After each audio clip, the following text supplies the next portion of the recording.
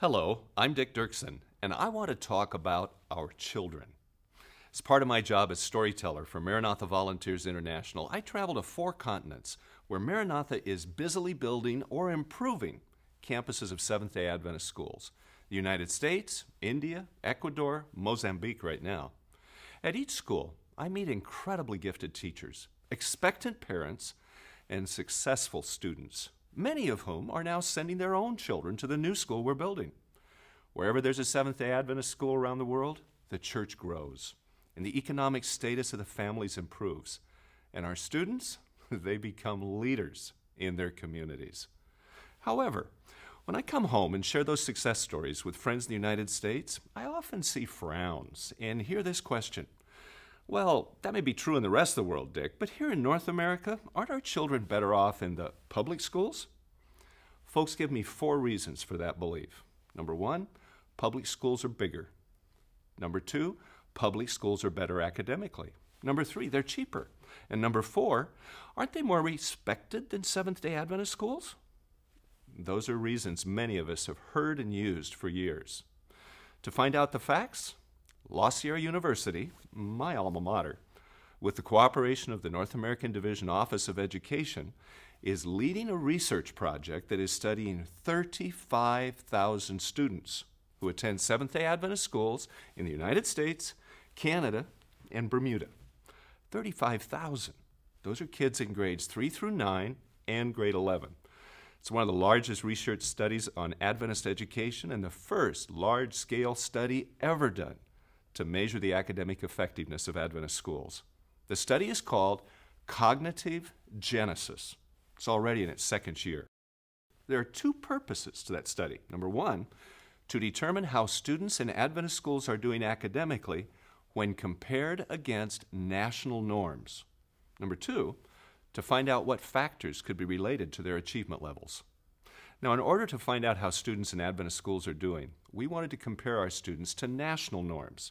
Now, this includes students in public schools, private schools, and parochial schools, and all of that on nationally recognized achievement tests. That way we can determine whether students in Adventist schools score higher or lower than the national norm or national average on those standard achievement tests. Now, as you may know, I'm a photographer and a storyteller, not an expert in academic research. But here's where I get to introduce you to a team of experts, researchers from both La Sierra and Andrews Universities who are doing specific analysis of our students' achievement. That study is called CognitiveGenesis. They're treating the data confidentially, adhering to strict ethical standards, and in addition to comparing our kids' achievement against the national norm, the team is also studying 100 other questions you would be asking. How achievement relates to other factors like the size of classes, how much teacher contact there is, what about parental involvement, what about students working together or working individually, what about the spiritual environment, and many, many more. Here's what they've discovered so far. First, students in Adventist schools score higher than the national average. Number 2, students in Seventh-day Adventist schools achieve above their personal predicted achievement at every ability level, regardless of the size of the school, regardless of the number of students in the classroom. Let me try that another way. Here's what CognitiveGenesis demonstrates. Students in Seventh-day Adventist schools score above the national average in reading. Now remember, the national average or the national norm, that includes students in public, private, and parochial schools, all of whom took the same standardized tests. Another one, students in Seventh-day Adventist schools score above the national average in math. Students in Seventh-day Adventist schools score above the national average in language arts. Now that includes reading, writing, and knowing how to express yourself in English. It's getting repetitive? Be glad, because it's true. Students in Seventh-day Adventist schools score above the national average in social studies. Students in Seventh-day Adventist schools score above the national average in science. And students in Seventh-day Adventist schools score above the national average in sources of information. Now that includes knowing how to use a library and how to Google information on the web. But wait, there's more. the results are the same for small schools and small classes. The results are the same for large schools and large classes. Ah, but you say, my child is different, unique. It's probably true. But since you want the very best academic experience for your child, here's the point that will really excite you. According to the standardized tests, students in Seventh-day Adventist schools achieve above their personal predicted achievement at every ability level. And there's still more. When children go to a Seventh-day Adventist school, they are academically successful, even beyond what their ability predicts. Add this cognitive genesis information to what we have already learned from the previous value genesis studies, and you quickly see that students who attend Adventist church schools are more likely to have a positive spiritual experience. They'll develop social skills that will help them succeed and lead both in their church and community. Now, when I ask people, why do you send your children to an Adventist school? They usually give me one or more of these three reasons. I send my kids to an Adventist school because I want my kids to grow up as dedicated Seventh-day Adventists.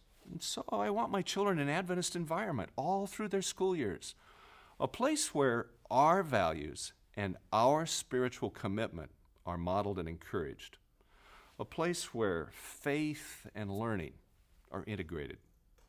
Another reason? We send our kids to Adventist schools so they will find Seventh-day Adventist spouses. And Adventist schools are certainly the best places in the world to begin looking. The third reason, it always includes academic excellence. They say something like, I want my kids to have the best teachers who will help them learn the knowledge and skills that will help them be successful in life. Well, let me stop you for just a minute. I talked to an Adventist teacher this morning. You know what she said? I believe that your child is one of God's kids, and I want to be sure and give your child the very, very best. Bring them closer to what God made them to be. That's one of the biggest reasons to send your children to a Seventh-day Adventist school. Teachers like that who transform kids' lives. Now, the value genesis studies, they confirm the first reason. Cognitive genesis, all the research is providing new affirmation for the reason about academic excellence. Your local Adventist church school may well be the best school in the world for your child. And that leads me to challenge you with 5 action steps. If you're a parent or a grandparent with a school-age child, make sure they're enrolled where they have the very best chance of success. If you're a pastor, make sure every child in your church can attend your Adventist school. The partnership between Adventist churches, Adventist schools, and families is the most powerful evangelism tool you have. If you're a student, say thanks to your teacher. And if you're a teacher, keep up the good work. If you're a member of a church board or a school board, do everything you can do to ensure the continued success of your Adventist school. Dedicate worship time to celebrate the success of your students and teachers. Communicate the CognitiveGenesis results to your local school and church. Tell the parents about the advantages of an Adventist education. Ensure that your Adventist school receives all the support it needs. Our students, they deserve the best.